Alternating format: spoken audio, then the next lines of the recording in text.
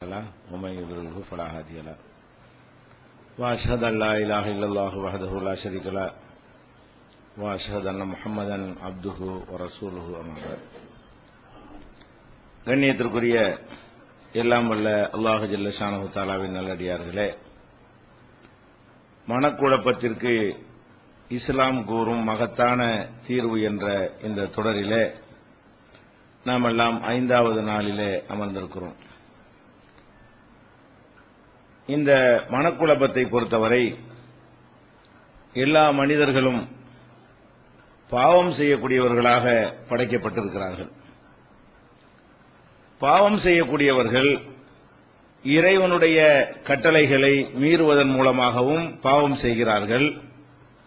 சக மனிதர்களுக்கும் சமுதாயத்திற்கும் துரோகம் செய்வதன் மூலமாக, அவங்களுடைய உரிமைகளை பறிப்பதன் மூலமாகவும் பாவம் செய்யக்கூடியவர்களாக இருக்கிறார்கள். அதாவது மனிதனுக்கு செய்யக்கூடிய பாவங்களையும் நம்ம விட்டு வைப்பது இல்லை, அல்லாஹ்வுக்கு செய்யக்கூடிய பாவங்களையும் நம்ம செய்து கொண்டு இருக்கிறோம். இந்த 2 வகையான பாவங்கள்னாலையும் மனிதன் மன அழுத்தத்துக்கு, மனிதன்னா ஓரளவுக்கு நல்லவனா வாழணும்னு நினைக்கிற மனிதன், அதிலே மூழ்கி போனவனுக்கு எந்த ஒரு உறுத்தலுமே இருக்காது. கோடி கோடியாக அடுத்தவங்களுடைய பொருளாதாரத்தை சுரண்டினாலும் ஒரு எறும்பு கடிச்ச மாதிரியான ஒரு உறுத்தல் கூட இல்லாதவனுக்கு தீர்வு சொல்ல முடியாது.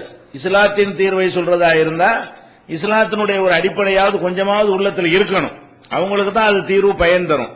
ஓரளவுக்கு அல்லாஹ்வை நம்பி இபாதத்துகளில் ஈடுபட்டு மறுமையை நம்பி நம்ம நரகத்துக்கு போயிடக்கூடாது என்றெல்லாம் பயப்படக்கூடியவர்கள் அந்த மாதிரி ஒரு சராசரியான ஈமான் உள்ள சகோதரர்களாக இருப்பார்களேயானால் அவங்க செஞ்ச பாவங்கள் அவங்களை உறுத்திக்கிட்டே இருக்கும். அப்ப ரெண்டுக்குமே அந்த மாதிரி உறுத்துவதற்கு, அந்த மாதிரி ஏற்படக்கூடிய மன அழுத்தத்திற்கும் மார்க்கத்தில் தீர்வு இருக்கிறது. முதல்ல மனிதர்கள் விஷயத்தை எடுத்துக்கொண்டோமையானால், நம்ம ஒரு மனிதன்ட்ட கடன் வாங்குறோம், நம்மள ஒருத்தன் ஏமாத்திரா என்னங்கிற 2வது தலைப்பு. இப்ப நம்ம ஆன்மீக ரீதியா நம்ம ஒரு ஆள்கிட்ட என்ன செய்தோம், கடனை வாங்கி ஏமாத்தி விட்டோம் என்று சொன்னால் அவன் எங்க இருக்கான்னு தெரியவே இல்லை, தெரிஞ்சிட்டோம். இப்ப நம்மளை அழுத்திக் கொண்டே இருக்கும். அவன்கிட்ட கடன் வாங்கணுமே, தருவதா சொல்லி வாங்கணும், இப்ப கொடுக்கலான்னு பார்த்து ஆளை காணாம, அன்னைக்கு கொடுக்க கூடாதுன்னு நினைச்சுக்கிட்டு இழுத்தடிச்சாச்சு. இன்றைக்கு ஒரு வயசு முதிர்ந்த பிறகு நாளைக்கு மூத்து வந்துடும், ஒரு நடுத்தர வயசை தாண்டிய பிறகு அது மாதிரி கவலைப்படக்கூடியவர்கள் நிறைய நம்ம இடத்துல அது கேள்வியாகவும் கேட்கிறாங்க. நாங்க எப்படி அதை திருப்பி கொடுக்கிறது, நான் மோசடி பண்ணிட்டேன், நீ என்கிட்ட நம்பி வச்சிருந்த ஒரு அமானிதத்தை இல்லைன்னு சொல்லிட்டேன், இப்ப எனக்கு அது என்னை உறுத்தி கொண்டே இருக்கிறது, படுத்தவன தூக்கம் வர மாட்டேங்குது, நான் நிம்மதியா இருக்க முடியல, இந்த நிலையில நான் மரணித்து விட்டால் என்னுடைய நிலைமை என்ன ஆகும் என்கிற மாதிரி மனிதர்களுக்கு நம்ம துரோகம் செய்து இருந்தால் அது கண்டிப்பா ஒரு சராசரியான முஸ்லிமுக்கு என்ன செய்யும், அது உறுத்தலையும் ஒரு பயத்தையும் ஏற்படுத்தும், ஒரு அழுத்தத்தை ஏற்படுத்தும், குழப்பத்தை ஏற்படுத்தும். ஒரு இந்த இளமையில் ஏற்படுத்தாவிட்டால் கூட ஒரு நடுத்தர வயசை கடக்கும் பொழுது ஏற்படுத்தும். ஒரு இளமை முடுக்கோட இருக்கும் பொழுது நம்ம சில விஷயங்களை புரியாமல் இருந்தால் கூட ஒரு நமக்கு புள்ள குட்டி நம்ம ஒரு கட்டத்தை வயசை தாண்டிய பிறகு இது மாதிரி நம்ம செய்த துரோகங்கள் பாதிக்கும். அதே மாதிரி நம்ம பக்கத்து வீட்டுக்காரன் இருப்பான், அவனுடைய ஒரு ஜான் இடத்தை தள்ளி நம்ம செவத்தை போட்டுறது. நம்ம இடம் இங்க இருக்கும் பொழுது அங்க பக்கத்து வீட்டுக்காரன் கவனிப்பாரிட்டு இருந்தான்னு வைங்க, அவனுடைய ஒரு ஜான் இடத்தை நம்ம பக்கம் சேர்த்துக்கிட்டு என்னுடையதுதான் என்று அடுத்த வருஷத்தை என்ன செய்வோம், அபகரித்தவர்கள் இருப்போம். அப்ப இது அவரை உறுத்திக்கிட்டே இருக்கும், செஞ்சிருவான்.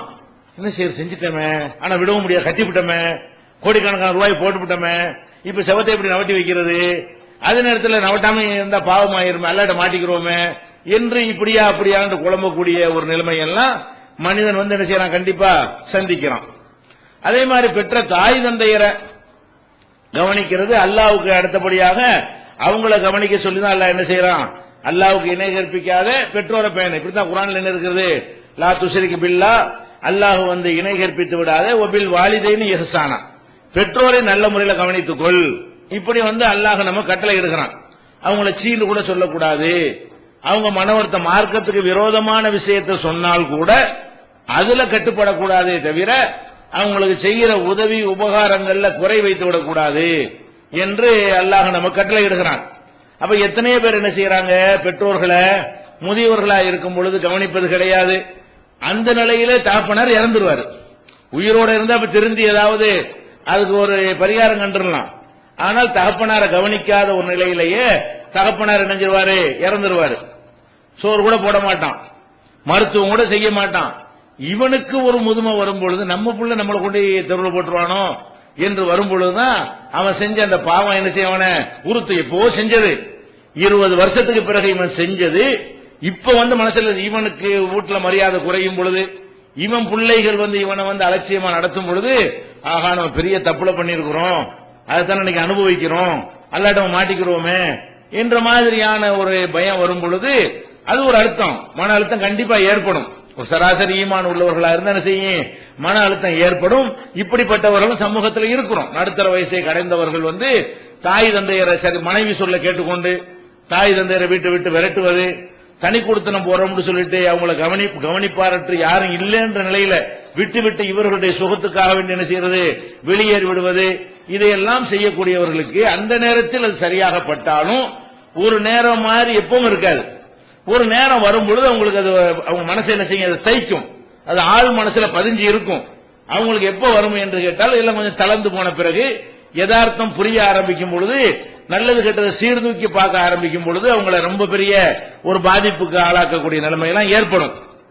அதே மாதிரி பொருளாதாரத்தை விட்டுருங்க, ஒரு மனிதனுடைய மான மரியாதையில விளையாடுறது, அவதூறு சொல்வது, பொய்யாக ஒரு பெண் மீதை இட்டுக்கட்டி சொல்லி குடும்பத்தை நாசமாக்குறது, இப்படியான ஒரு மானம் சம்பந்தப்பட்ட விஷயம் பொருளாதாரத்தை எடுத்துக்கொள்வதுங்கிறது நம்ம செய்வோம்.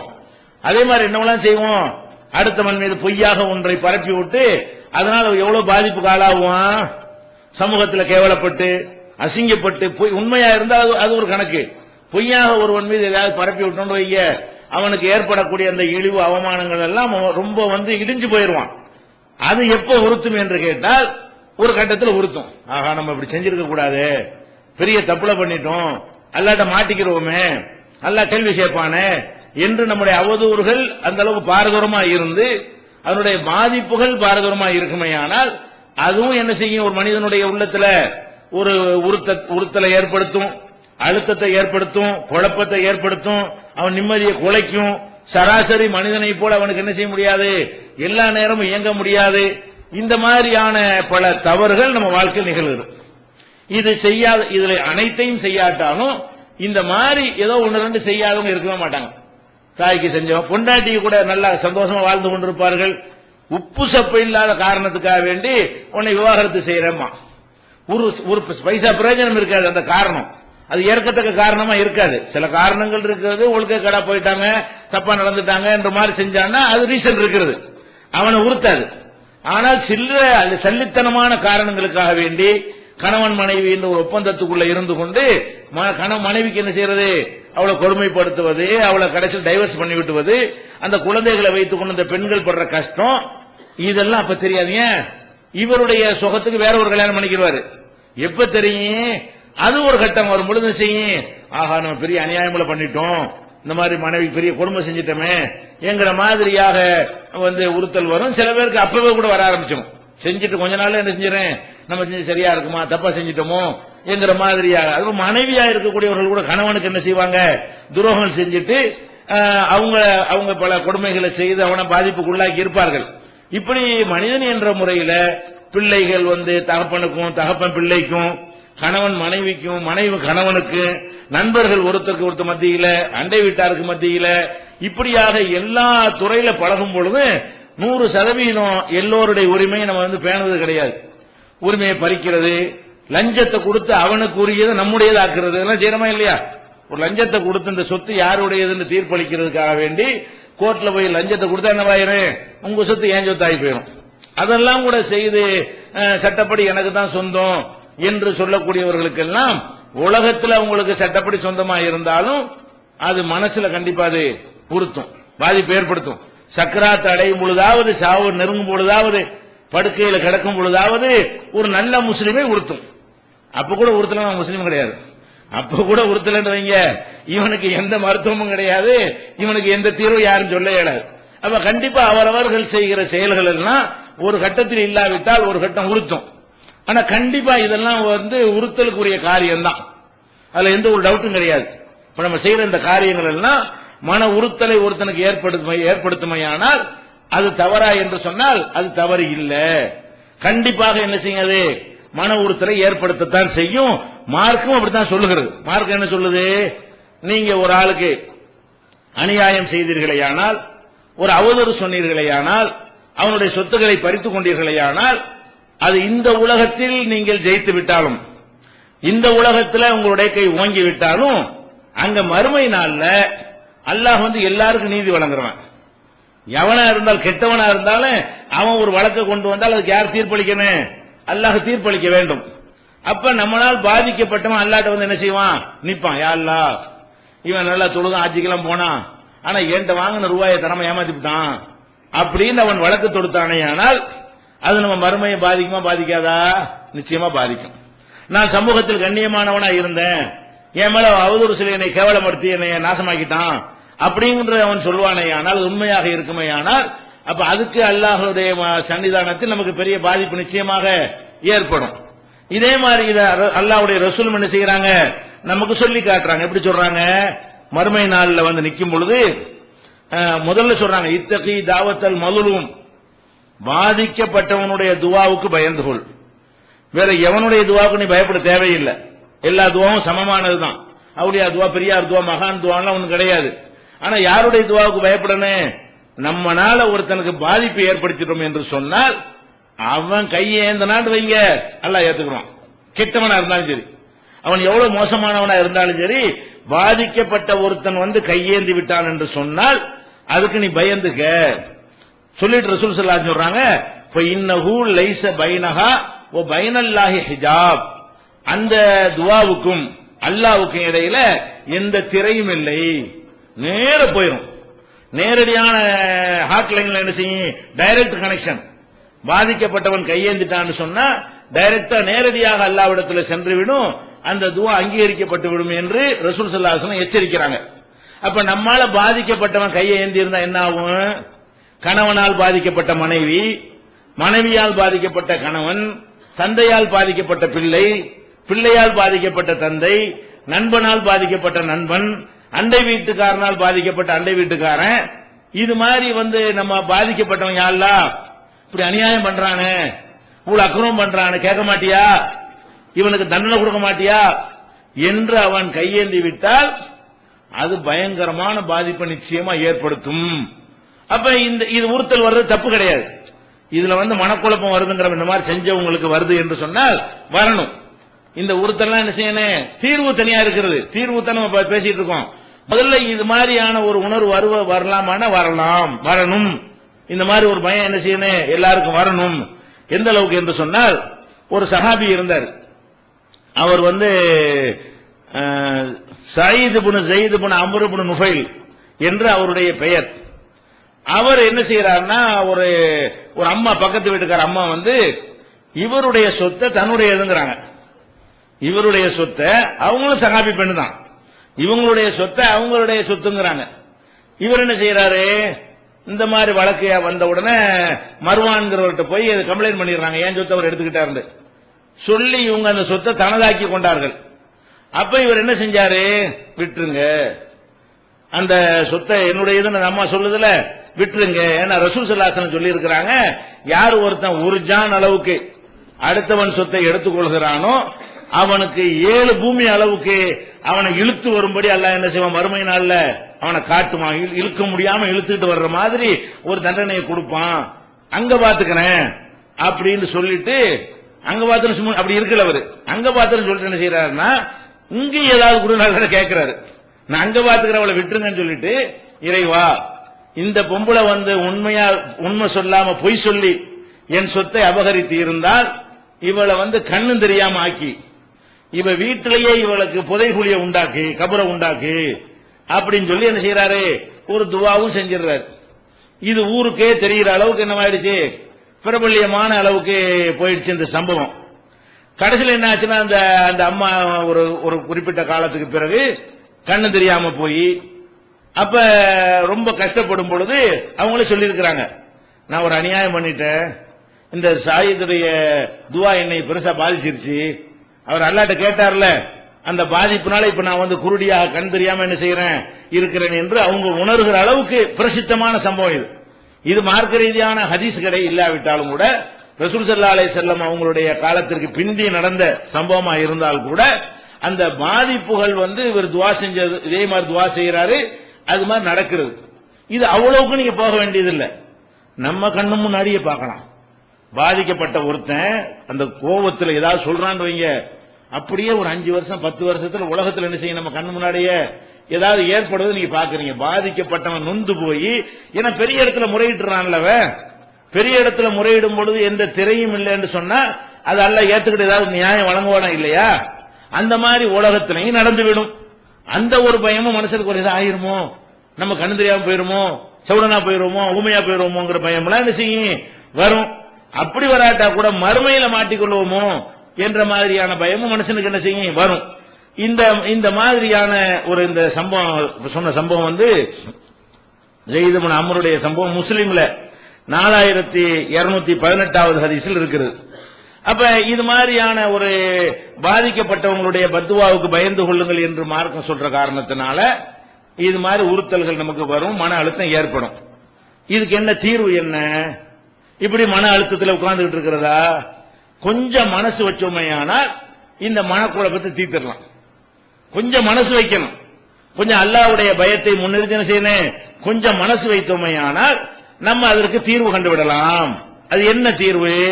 நபிகள் நாயகம் ஸல்லல்லாஹு அலைஹி வஸல்லம் சொல்றாங்க, யாராவது தன்னுடைய சகோதரனுக்கு ஏதாவது ஒரு அநியாயம் செய்திருந்தால், எந்த ஒரு சகோதரனாவது எந்த ஒரு சகோதரனுக்காவது பொருளிலேயோ வேற ஏதாவது மான மரியாதையிலேயோ அநியாயம் செய்திருப்பீர்களே, ஆனால் இன்றைய தினம் அப்படி சொல்றாங்க, இன்றைய தினம் அதை வந்து அவனிடத்தில் சென்று அவன்கிட்ட மன்னிப்பு கேட்டுக்கொள்ளட்டும், அதுக்கு பிராயச்சித்தம் தேடிக்கொள்ளட்டும். இல்லை என்று சொன்னால் அங்க வந்து என்ன கிடைக்காது, மறுமையில ஒண்ணு கிடைக்காது என்று நபிகள் நாயகம் ஸல்லல்லாஹு அலைஹி வஸல்லம் அவர்கள் இதான் அதுக்குரிய பரிகாரமா சொல்லி தர்றாங்க. ஏதாவது இருக்குமையானால் அல்லாஹ்விடத்தில் சென்று என்ன செய்யணும், அந்த மனுஷன்ட்ட போய் திர்ஹமும் காசுலாம் வேலை செய்யாது, பணம்லாம் செல்லாது. அந்த நாள் வருவதற்கு முன்னாடி இந்த 1000 ரூபாய் கடன் வாங்கி ஏமாத்தி விட்டேன், இந்த ரூபாய் வச்சுக்க, இதோட பஞ்சாயத்தை முடிச்சுக்க, ஒரு ஜான் இடத்தை எடுத்துக்கிட்டேன், இந்த ஒரு ஜான் இடம் எனக்கு பெருசு இல்ல, நான் அல்லாட்ட மாட்டிக்கிற கூடாது, இடிச்சிடுறேன், நீ உன் இடத்த கட்டிக்க. இதுக்கு மனசு வரணும். வரலன்னா தீராது. மருந்து இதுக்குள்ள மருந்து இதுதான் தெரிஞ்சுக்கிட்டு அதான் சாப்பிட மாட்டேன்டா. நம்ம ஒரு தவறு செஞ்சிட்டோம், அதுக்கு மனசை உறுத்திக்கிட்டே இருக்கு, அழுத்திக்கிட்டே இருக்கிறது. அதுக்கு மருந்தையும் மார்க்கம் சொல்லி தருது. என்ன மருந்து? மனிதனுக்கு நீங்க அநியாயம் பண்ணீங்கன்னு சொன்னா மனுஷனுக்கு நியாயம் வழங்கிருங்க, நேர போய் பேசிருங்க. உங்களுடைய சுய கௌரவம் வரட்டு கௌரவம் இவ்வளவு நாள நம்முடைய இதுன்னு சொல்லிட்டோமே, நம்ம பெருமை என்ன ஆகுறது, நம்மள பொய்யன்னு ஏதாவது நினைப்பாங்கன்னா இன்னும் அழுத்தம் கூடிக்கிட்டே தான் போகும்.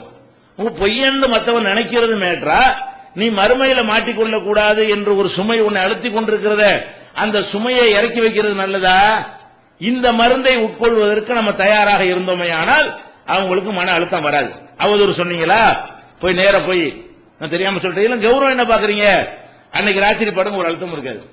யாரை பற்றி அவதூறு சொன்னீர்களோ அவரிடத்துல போய் நேரடியாக பேசி நான் அந்த மாதிரி செஞ்சிட்டேன், என்னை மன்னிச்சுக்கிறங்க, அப்புறம் அழுத்தம் வருமா, உறுத்தல் வருமா?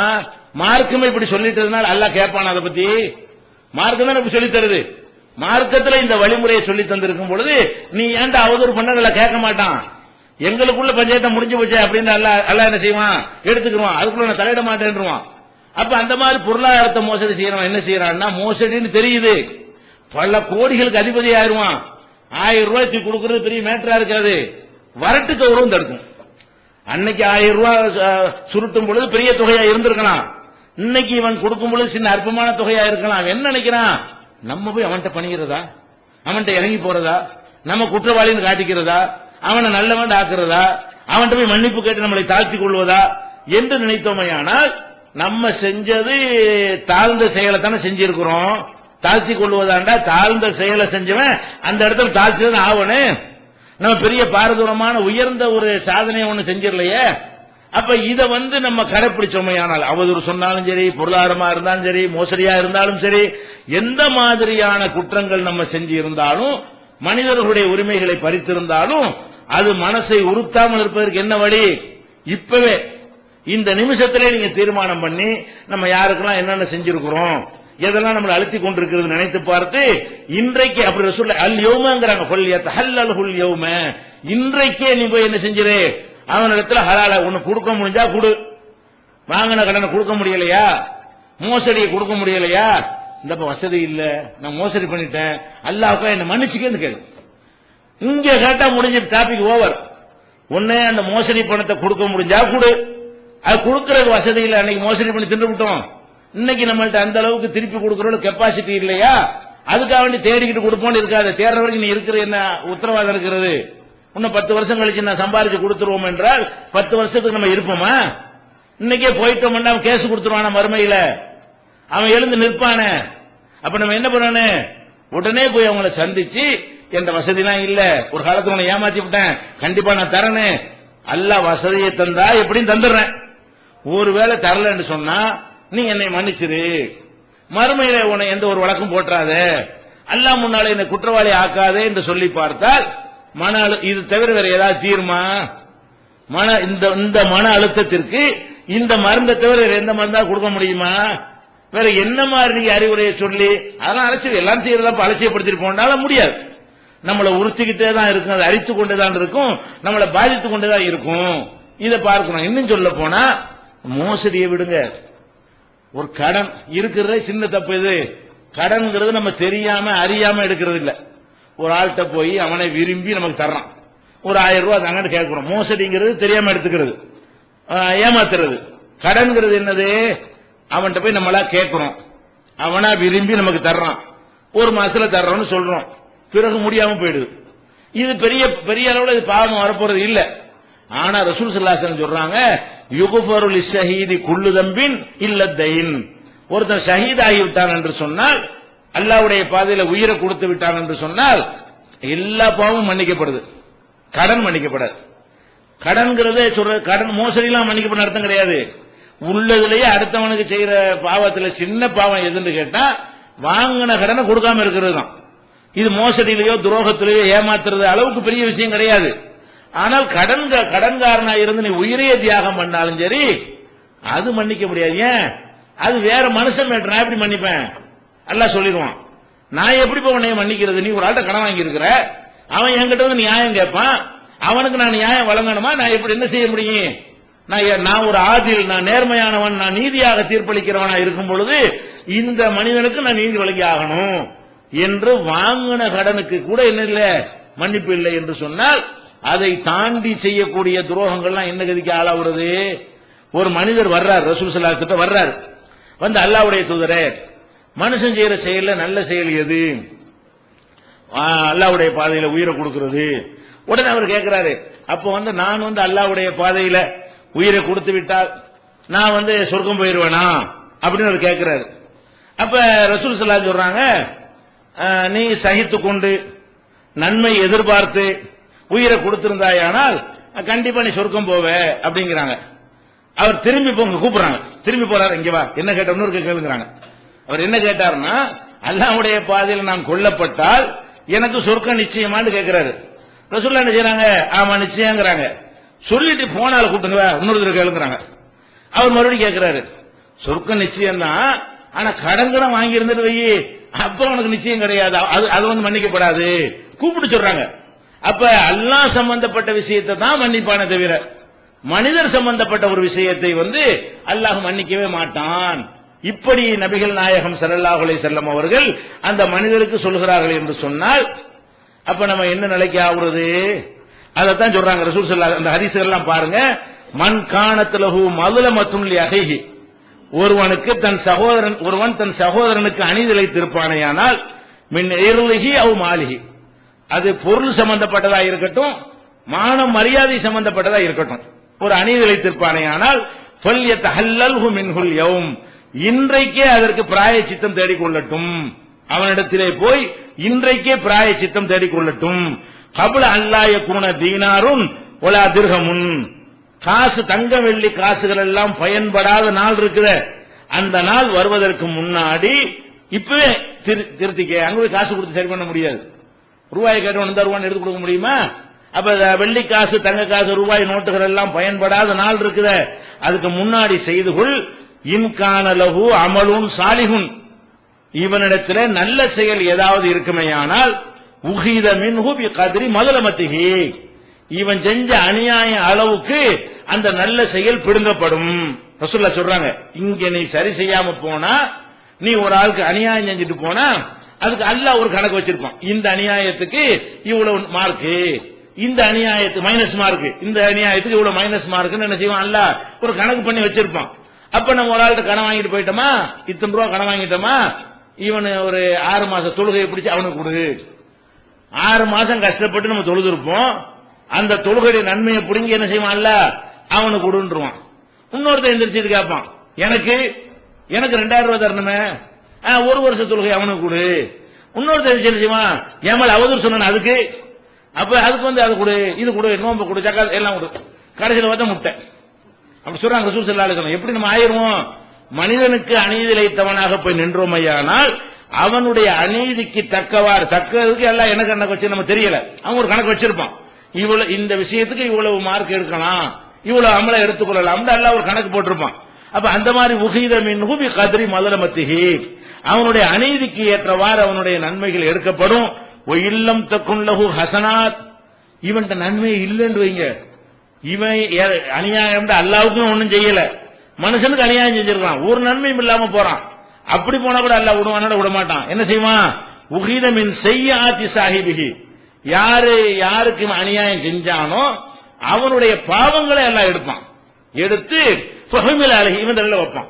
இவனே ஏற்கனவே 100 மூட்டை வச்சுக்கிறான், பாவ மூட்டை, அதுக்கே எங்க போறேன்னு தெரியல, அதுல 2 மூட்டை கையில வை, இவன் தலையில வை, அவன் செஞ்ச பாவ மூட்டையில 2 மூட்டைய 102 மூட்டையா சுமக்கட்டுவான்ல. அப்ப இது இந்த ரசூலுல்லாஹ் சொல்றாங்க புகாரியில 2449 6534 இந்த ஹதீஸ்ல இடம்பெற்றிருக்கு. அப்ப இதுல என்ன வழங்குறோம், மனிதனுக்கு நம்ம எந்த விதத்தில் பாவம் செஞ்சிருந்தாலும் அங்க எது பிடுங்கப்படும், அமல் தான் பிடுங்கப்படும். மறுமையில எவ்வளவு கஷ்டப்பட்டு ஒரு நோன்பு வைக்க எவ்வளவு கஷ்டம், சும்மா சாதாரண விஷயமா உண்ணாமல் பருகாமல் இருக்கிறவங்க லட்டு மாதிரி 1 மாசம் நோம்பு தூக்கி கொடுத்துருவான்ல. ஒரு ஏதோ ஒரு கடன் வாங்கிட்டு ஏமாத்திட்டு போனோம்னா 1 மாசம் நோம்பு ஒரு 1000 ரூபாய்க்கு சரியா போயிடும். இப்ப என்ன என்ன என்ன பிரச்சனை, எந்த நிலைக்கு ஆகுறது, நம்ம மறுமையிட எப்படி வெற்றி பெறுவது, மனிதனுடைய ஹக்குகளுக்கு அல்லாஹ் ஒன்னொன்னா பிடிங்கி கொடுத்தானே, ஆனால் எல்லாம் போயிடும். அப்ப நன்மை இல்லாமல் ஜீரோவா இருக்கும் பொழுது அதோட விட என்ன செய்யறான், அடுத்தவன் செஞ்ச பாவத்தை இன்றைக்கு நம்மதல்லதுக்கு வச்சான்னு சொன்னா அப்ப நமக்கு எது என்ன ஆகும், அதெல்லாம் பாதாளத்துக்கு போய்விடும் என்று நபி ஸல்லல்லாஹு அலைஹி வஸல்லம் அவர்கள் இதை எச்சரிக்கிறாங்க. இன்னொரு தடவை சொல்றாங்க, இது பரிகாரம் சேர்த்து சொல்றாங்க. என்ன பரிகாரம், உடனே கொடுத்துரு, எதுக்கு வச்சு அடுத்தவனுடைய மான மரியாதையில நீ வந்து விளையாண்டுட்டு இருக்கிற. ஒரு தடவை கேட்கிறாங்க, ஹல் ததுரூன மணில் முஃப்லிஸ், அனைத்தையும் இழந்தவன் யார் தெரியுமா? முஃப்லிஸ்னா அந்த இதா ஒரு திவால் அவருன்னு சொல்றாங்க இல்லையா, மஞ்சள் நோட்டீஸ் விடுறான, அதுக்கு தான் முஃப்லிஸ்பாங்க. அப்ப ரசூல் ஸல்லல்லாஹு அலைஹி வஸல்லம் கேட்கிறாங்க, ஹல் ததுரூன மணில் முஃப்லிஸ், அனைத்தையும் இழந்தவன் யார் என்று தெரியுமா? நிறைய வச்சு இருந்து அப்புறம் எல்லாத்தையும் இழந்துட்டான அவன் யார் தெரியுமான்னு கேட்கிறாங்க. அப்ப சஹாபாக்கள் சொல்றாங்க, மல்லா திர்ஹமலஹு வலா மதா, யார்கிட்ட வந்து காசு இல்லையோ, யார்கிட்ட செல்வம் இல்லையோ அவன் தான் யாரு, முஃப்லிஸ். அதுதான் உலகத்து வழக்கம். ஒண்ணுமில்லாதவன் யாருன்னு என்ன சொல்லுவீங்க, சோத்துக்கு வழி இல்லாதன்னு சொல்லுவீங்க, நம்ம காலத்துல சொல்லுவோம்.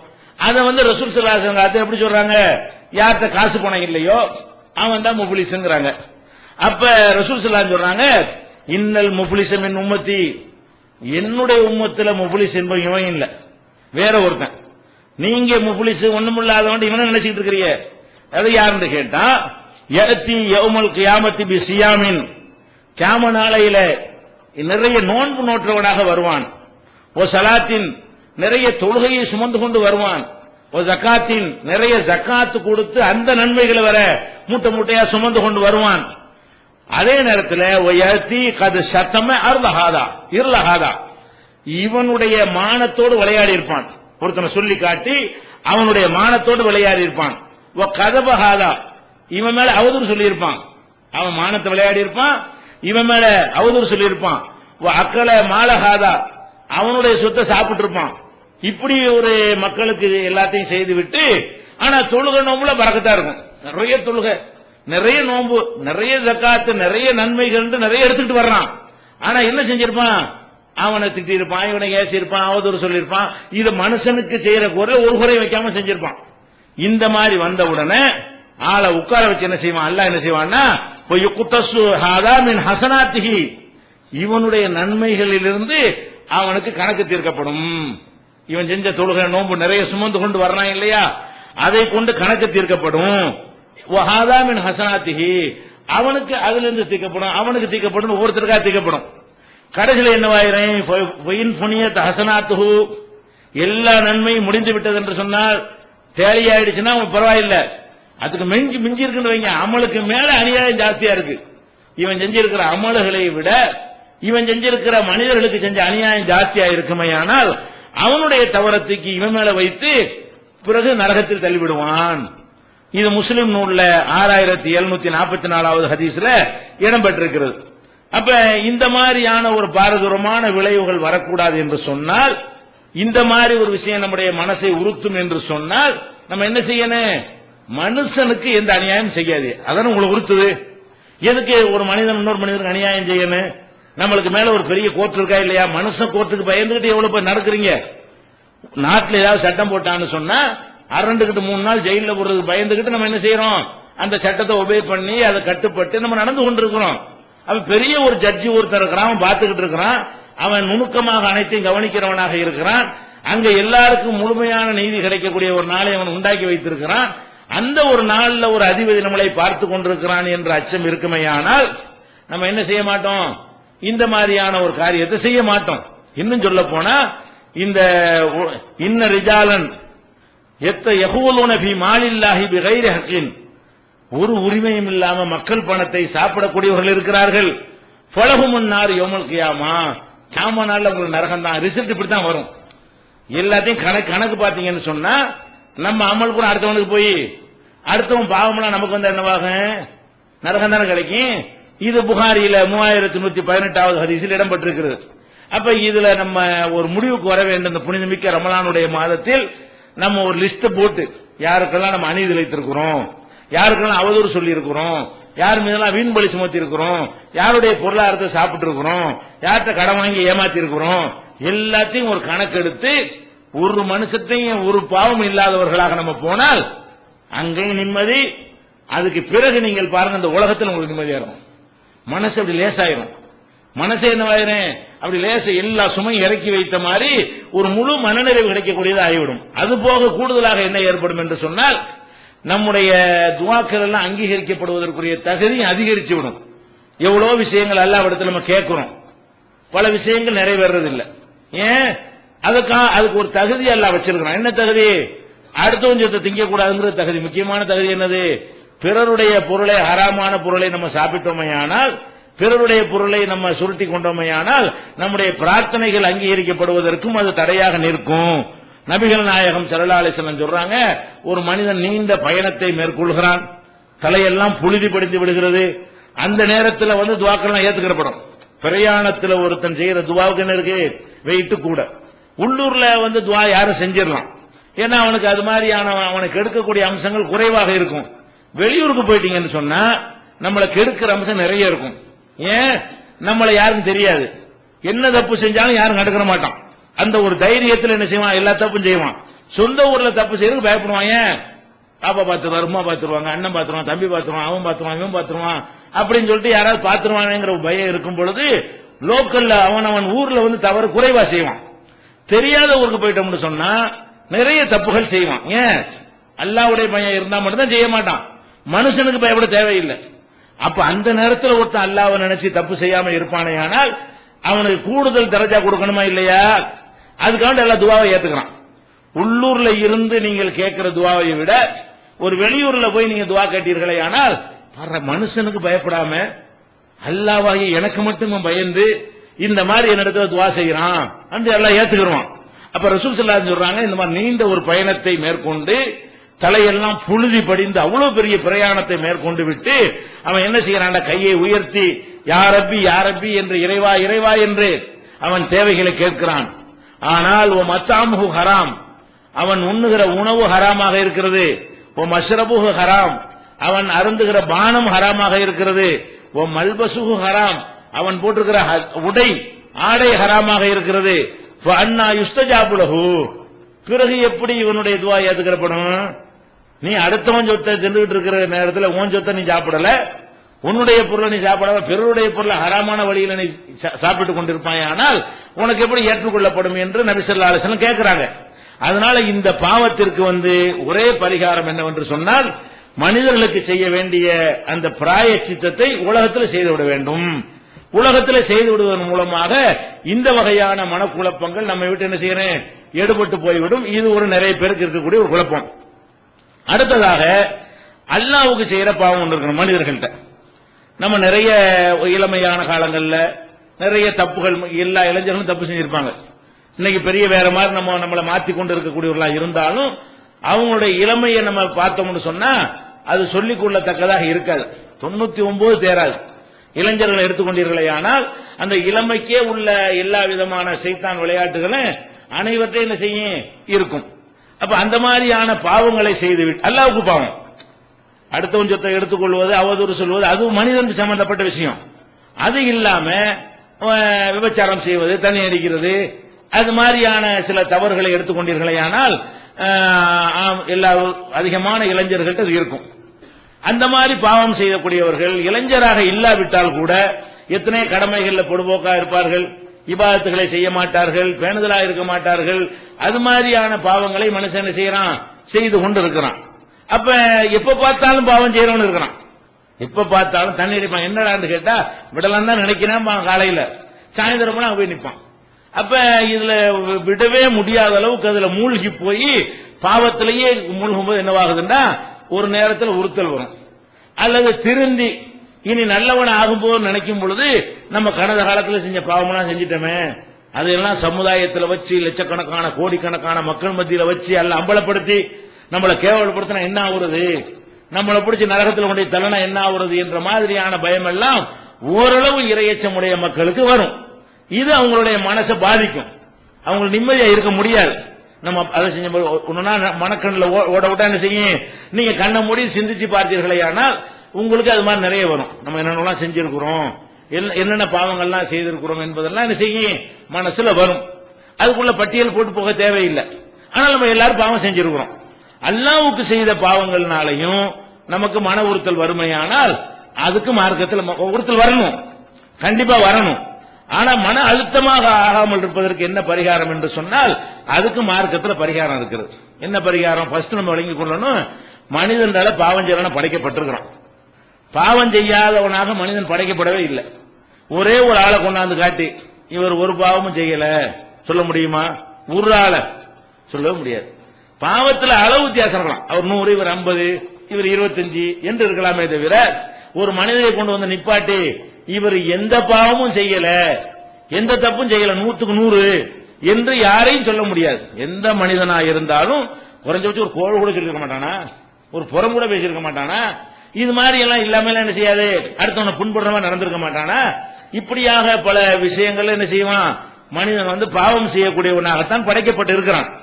ஆனால் அல்லாஹ் நம்மகிட்ட என்ன எதிர்பார்க்கிறான்னு கேட்டா, பாவமே செய்யாத ஒரு இனத்தை படைக்கணும் அல்ல விரும்பவே இல்லை.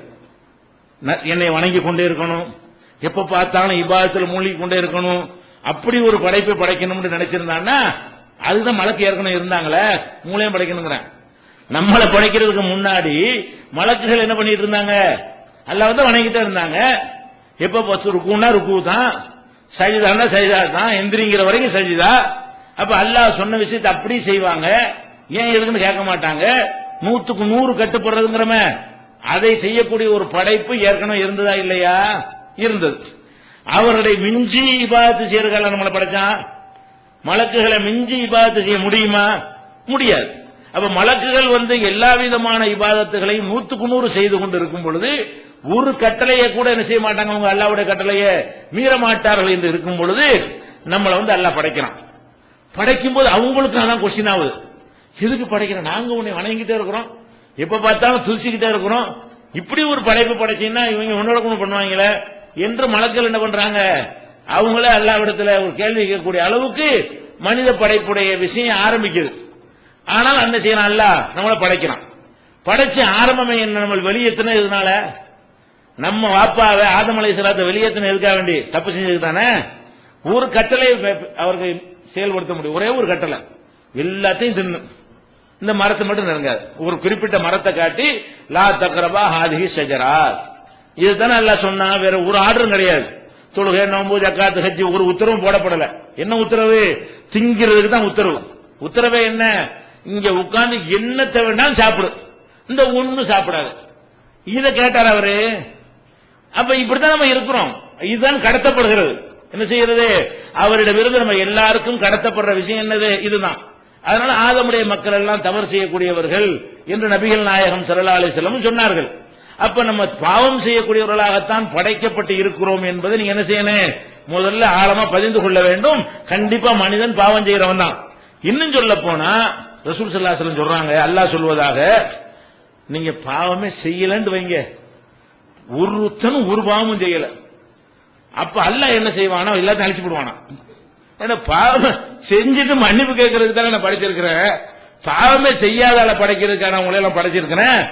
அல்லாஹ் சொல்வதாக ரசூல் ஸல்லல்லாஹு அலைஹி வஸல்லம் சொல்றாங்க, நீங்கள் பாவமே செய்யல என்று சொன்னா நான் என்ன செய்வேன் கேட்டா, வேற ஒரு கூட்டத்தை நான் படைப்பேன். அந்த கூட்டத்தினர்கள் பாவமும் செய்வார்கள், பிறகு மன்னிப்பும் கேட்பார்கள். அந்த மாதிரி பாவம் செய்துவிட்டு மன்னிப்பு கேட்கக்கூடிய ஒரு கூட்டத்தை என்ன செய்வேன்? படைப்பேன். இது முஸ்லிம்ல ரசூல் உள்ளதி நஃப்ஸி பியதிஹி, என்னுடைய உயிர் எவன் கைவசத்தில் இருக்கிறதோ அந்த அல்லாஹ்வின் மீது சத்தியமிட்டு சொல்கிறேன், லவ்லம் துதுனிபு, நீங்கள் ஒருத்தரும் ஒரு பாவமும் செய்யாவிட்டால் லதஹபல்லாஹு பிக்கும், உங்களை அல்லாஹ் அழித்து விடுவான். அழித்து விட்டு வலஜாபி கௌமின் யுதுனிபூன, பாவம் செய்துவிட்டு ஃபயஸ்தக்பிருன அல்லாஹ், அல்லாஹ்விடத்துல மன்னிப்பும் கேட்பார்களே, அப்படி ஒரு வேறபடி படைச்சிருவான். உங்களை படைச்சதுக்கு நோக்கம் என்னன்னு கேட்டா, அந்த ஆசைன்னு ஒண்ணு சேர்த்து வச்சிருக்கிறானே அது அதனுடைய வேலையை செய்யும். செஞ்சுட்டு நீங்க அறிவுன்னு ஒண்ணு வச்சிருக்கிறானே அது அதனுடைய வேலையை செய்யணும். எல்லாம் தெரியாம செஞ்சுட்டனே, பாவம் நம்மளை அறியாம நடந்துவிடும். நடந்த பிறகு நீங்க என்ன செய்யணும்னு கேட்டா, நான் இறைவா என்னை மன்னிச்சு, நான் தெரியாம செஞ்சுட்டேன், இனிமேல் இப்படி செய்ய மாட்டேன் என்ற அடிப்படையில் தான் நம்மளை படைச்சிருக்கானே தவிர, ஒரு பாவமும் செய்யவே முடியாத வகையில் நம்மளை மலக்காக என்ன செய்யல அல்லாஹ் படைக்கல என்று இதுல இருந்து விளங்குகிறது.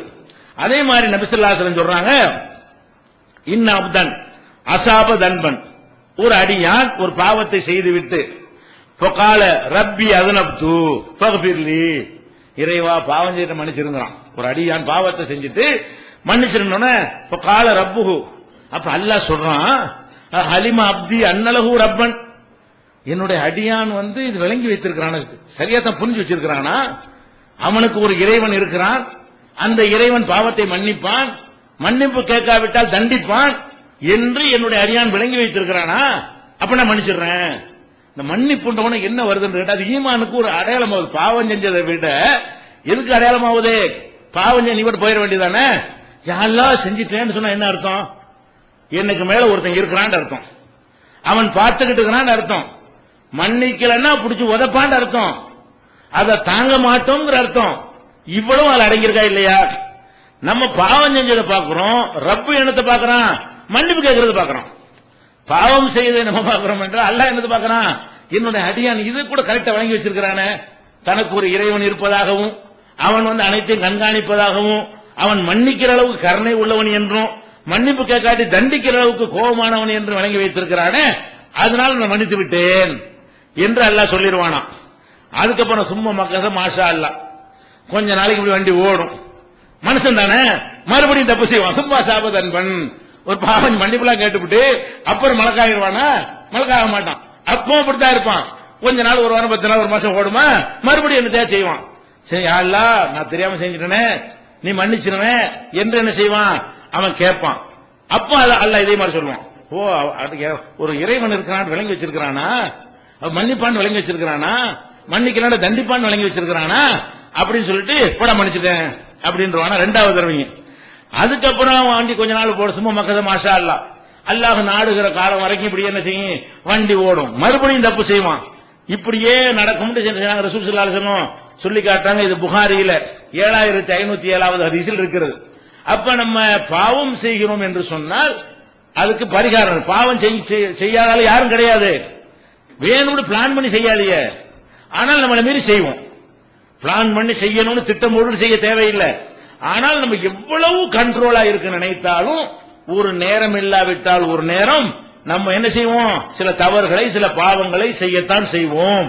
செஞ்சா என்ன செய்யணும், உடனே சுதாரித்துக் கொண்டு, யா அல்லாஹ் என்னை கட்டுப்படுத்த முடியாமல் நடந்து விட்டது, என்னை மன்னிச்சிரு, இனிமேல் நான் அதை செய்யவே மாட்டேன், நான் தெரிந்து கொள்கிறேன், மறுமையில் என்னை பிடிச்சிடாதே என்று அழுது அவனுடைய மரியாதையை அவனுடைய கண்ணியத்தை எப்படி ஆதம் அலைஹிஸ்ஸலாம் கேட்டாங்களோ, என்ன கேட்டாங்க, தப்பு செஞ்சு வெளியேற்றனோட ரப்பனா லலம்னா அம்புசனா, இறைவா எங்களுக்கு நாங்கள் அநீதி இழைத்து விட்டோம், இல்லம் தகஃபிர்லனா வ தரஹம்னா, நீ எங்களை மன்னித்து அருள் புரியவில்லை என்று சொன்னால் லனகூனன்ன மினல் காசிரீன், நாங்க தான் நஷ்டவாளி ஆயிரும், உனக்கு ஒண்ணும் கிடையாது, உன்னை விட்டு நாங்க யார்கிட்ட போவோம், நீ மன்னிக்கிறனா எங்களுக்கு தான் நஷ்டம் என்று ஆதம் அலைஹிஸ்ஸலாம் எந்த உணர்வோடு கேட்டார்களோ அந்த உணர்வோடு நம்ம கேட்டோமையானால் கண்டிப்பா என்ன செய்வான், அல்லாஹ் மன்னிச்சிருவான். அப்ப எவ்வளவு பெரிய பாவம் செய்தவர்கள் உள்ள இருந்தாலும் அதுக்கு உள்ள பரிகாரம் என்ன, உறுத்தல் வேண்டிய உறுத்தல் வரலாம். ஆனால் அந்த உறுத்தலுக்கு உடனே அது மனக்குழப்பமாக்கி விடாமல் மன அழுத்தமாக்கி விடாமல் என்ன செய்யணும்னா அல்லாஹ்விடத்தில் சரணடைந்து விடுங்கள். அல்லாஹ்விடத்தில் என்ன செய்யுங்க, மன்னிப்பு கேட்டு விடுங்கள், திருந்தி விடுங்கள், இன்னைக்கே திருந்தி விடுங்கள், மனக்குழப்பம் போய்விடும், மன அழுத்தம் வராது. அப்ப அந்த மாதிரி ரசூல் ஸல்லல்லாஹு அலைஹி வஸல்லம் அவர்கள் நமக்கு என்ன செய்யறாங்க, வழிகாட்டுறாங்க. எந்த அளவுக்கு அல்லாஹ் மன்னிப்பான்னு சொன்னா ரசூல் ஸல்லல்லாஹு சொல்றாங்க, கியாமத் நாள் எல்லாத்தையும் நிப்பாட்டி இருக்கும்போது அல்லாஹ் எப்படி மன்னிக்கிறவன்னு பாருங்க. கியாமத் நாள்ல எல்லாத்தையும் நிப்பாட்டி மன்னிப்புலாம் கேட்டோமா, கியாமத் நாள்ல நிப்பாட்டி இருக்கும்போது தனியா வந்து கேட்பான ஒருத்தட்டியா, அல்லாஹ் 1000 வருஷத்துக்கு நிக்கிறான ஒரு நாள் இல்லையா, பெரிய நாள்ல அதுல விசாரணை நடக்கும் பொழுது ஒரு மூமின் கிட்ட போய் நின்று அவனுடைய பாவத்தை எல்லாம் என்ன செய்வான், அல்லாஹ் சொல்லி கேட்டோம், டேய் இதை செஞ்சியா, ஆமா, அதை செஞ்சியா, ஆமா, அதை செஞ்சு, அப்படி தயாரிப்பு தன்பக்கதா, ஆமா, கெதி கலங்கிறவான, என்னடா இது பட்டியல் ஒண்ணு ஒண்ணா எல்லாம் கேட்கிறானே, என்ன தீர்ப்பு சொல்லுவானோ தெரியலையே அப்படின்னு சொல்லி இவன் ஒரு பாவத்தை செஞ்சு உலகத்துல யாருக்குமே தெரியாம இருக்குமே அந்த மாதிரி பாவங்களே எல்லாம் எடுத்து விடுவான். உலகத்துக்கு தெரிஞ்ச பாவம் தான் லிஸ்ட் ஆகி போயிருமே, உலகத்துல ஒருத்தருக்கும் தெரியாம அவனுக்கு மட்டும்தான் தெரியும். அந்த பாவங்களையா சொன்ன உடனே ஆஹா நுணுக்கி எல்லாம் கேட்கிறானே, நம்ம கதி என்ன ஆகுமோ நினைக்குவானா. அப்புறம் என்ன செய்வான், அல்ல என்ன செய்வான்னு கேட்டா, எல்லாம் நான் செய்யத்தான் செஞ்சேன். உடனே உலகத்துல இருக்கும்போது நான் மறைச்சிட்டேன், நீ மன்னிப்பு கேட்டுட்ட, நான் நினைச்சிட்டேன் உனக்கும் எனக்கும் உள்ளது ஆக்கிக்கிட்டேன், இப்போ மறைச்சின கூடா, இப்போ என்ன செஞ்சிட்ட, மன்னிக்கிறது மட்டும் இல்ல, உன்னை மறைச்சிட்டேன், யாரு மத்தியிலும் சொல்ல மாட்டேன், நீ பாவமே செய்யல ஓடு சொர்க்கத்துக்கு என்று அல்லாஹ் அனுப்பி விடுவான். அப்படி கருணை காட்டுறவனா இருக்கணும். மன்னிப்பு மட்டும் கேட்டோம் என்று சொன்னால் அதை அம்பலப்படுத்தி நம்ம மன்னிச்சா கூட இப்படிதான் மன்னிப்பான் மனசு. எப்படி செய்வான், ஒரு தப்பு செஞ்சுட்டு மன்னிக்கிறதா இருந்தா கூப்பிட்டு வச்சுக்கிட்டு மக்கள் மத்தியில் விசாரணை நடத்தி அவன் நல்லா கேவலப்படுத்திட்டு கூட நாயை மன்னிச்சுட்டோமா. அல்லாஹ் எப்படி மன்னிக்கிறான், ஒருத்தருக்கும் தெரியாம கூப்பிட்டு, அது தெரியுமா ரகசியமா கேட்பானா. இதுக்கு பேர் நஜ்வான்னு பேர். நஜ்வா ஹதீஸ். நஜ்வாண்டா என்னது, ரகசிய உரையாடல்.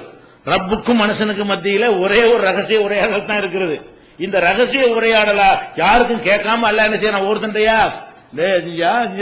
கதிகளுக்கு போகும்போது போடா அன்னைக்கே மறைச்சிட்ட மறேன், இப்ப என்ன அம்பலப்படுத்த போறேன், இப்படி ரப்பு மன்னிப்பான்னு நீங்க நினைத்தீர்களே, ஆனால் திருந்துங்க. அதாவது பாவம் செய்ய தூண்டுறதை எடுத்துக்க கூடாது. நம்மளை மீறி பாவம் நடந்தால் மன்னிப்பு கேட்க வேண்டும். மன்னிப்பு கேட்பதற்கு தான் இது சொல்றமே தவிர எல்லாம் போய் ஆளாளுக்கு என்ன செய்ய, திருட போங்க, கொலை செய்ய போங்க, கொள்ளடிக்க போங்க அப்படின்னு கிடையாது. நம்ம நல்லவனா வாழ்வதற்கு தான் முயற்சி பண்ணணும்.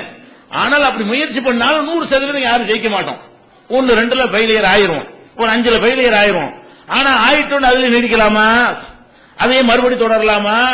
உடனே என்ன செய்யணும், சுதாரித்துக் கொண்டு மன்னிப்பு கேட்க வேண்டும். இது புகாரியில 2441, 6070, 7514 இந்த ஹதீஸ்கள் எல்லாம் இருக்கிறது. இப்படி அல்லாஹ் என்ன செய்யறான், மன்னிக்கக்கூடியவனாக இருக்கிறான்.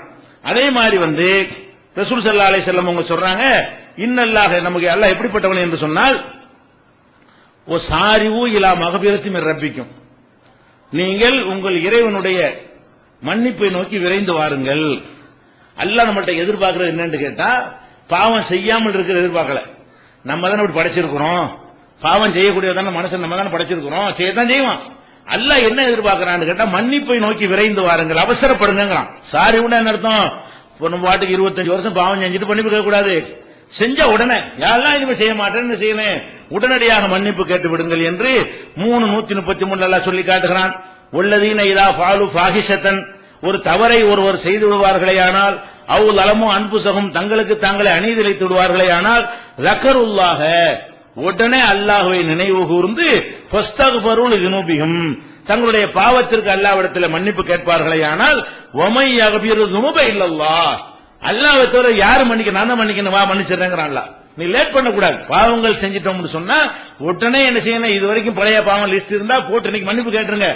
இனிமேல் ஏதாவது பாவம் செஞ்சோம்னு சொன்னா உடனே யாரெல்லாம் தெரியாம செஞ்சுட்டேன் அவன்கிட்ட மன்னிப்பு கேட்டு இனி திருந்திக் கொள்ள வேண்டிய உறுதிமொழி எடுங்கள். அதுக்கு பிறகு நீங்கள் முடிஞ்ச அளவு கட்டுப்படுத்துங்கள். அதையுமே நம்ம மறுபடியும் செய்தால் மறுபடியும் கேளுங்கள், எல்லாம் மன்னிக்கிறவனா இருக்கிறான்.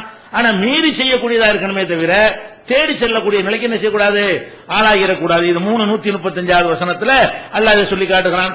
ஒமையாமல் சூவன், யார் ஒரு தீமையை செய்கிறானோ, அவ் எதிரும் நப்சஹு, தனக்குத்தானே அநீதிழைக்கிறானோ, சும்மா யஸ்தக்ஃபிருல்லாஹ், பிறகு அல்லாஹ்விடத்துல பாவ மன்னிப்பு தேடுவானே, ஆனால் யஜிதுல்லாஹ கஃபூர ரஹீமா, அல்லாஹ்வை மன்னிக்க கூடியவனாக கண்டிப்பாக காண்பான். அல்லாஹ் மன்னிக்கிறவனா.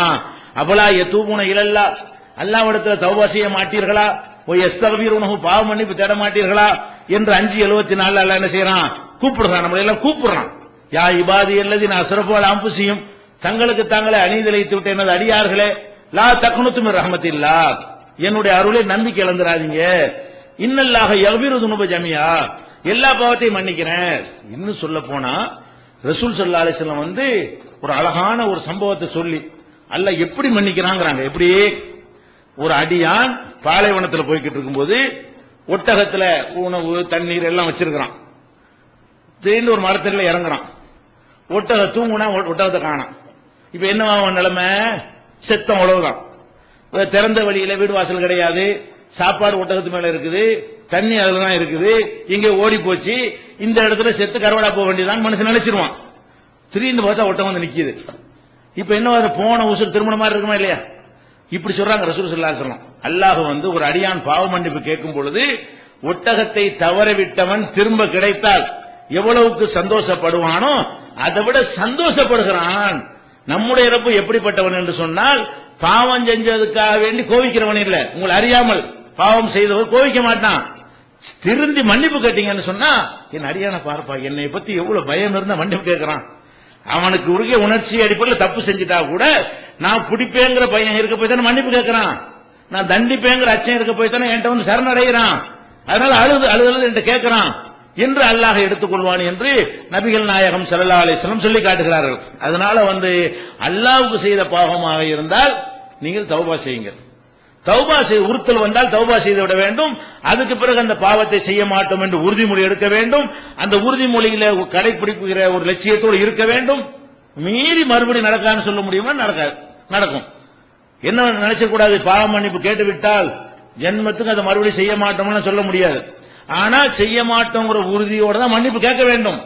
ஆனால் நம்மளை மீறி ஒன்று நடந்து விடுமையானால், அப்படி அல்லாஹ் படைச்சிருக்கிற காரணத்தினால மறுபடியும் மன்னிப்பு கேட்டாலும் அல்லாஹ் மன்னிக்கிறவனா இருக்கிறான். இந்த ஒரு அடிப்படையை கொண்டு இந்த குழப்பத்தை தீர்த்து கொள்ள வேண்டும். அல்லாஹ்வுக்கு செஞ்ச பாவமாக இருந்தாலும் சரி, மனிதனுக்கு செய்த பாவமாக இருந்தாலும் சரி, ரெண்டுக்கும் பிராயச்சித்தங்கள் மார்க்கத்தில் இருக்கிறது. அது நம்முடைய மனக்குழப்பத்தை தீர்க்கும். இது போக இன்னும் சில இஸ்லாம் குறித்த நம்பிக்கைகள் சிலருக்கு மனக்குழப்பத்தை ஏற்படுத்துகின்றன. அந்த நம்பிக்கைகளை சரியான முறையில் சீர்படுத்திக் கொண்டோமையானால் அந்த குழப்பம் தீர்ந்து விடும். அதை இன்ஷா அல்லாஹ் நாளை பார்த்துவிட்டு அதுக்கப்புறம் நம்ம எல்லாம் இந்த உலகத்தில் ஏற்படுற குழப்பத்தை தானே நம்ம ரொம்ப ஆசைப்பட்டு இருக்கிறோம், எதிர்பார்த்துட்டு இருக்கிறோம். அந்த விஷயத்தை இன்ஷா அல்லாஹ் அடுத்த நாட்களில் பார்க்கலாம். அஸ்ஸலாமு அலைக்கும்.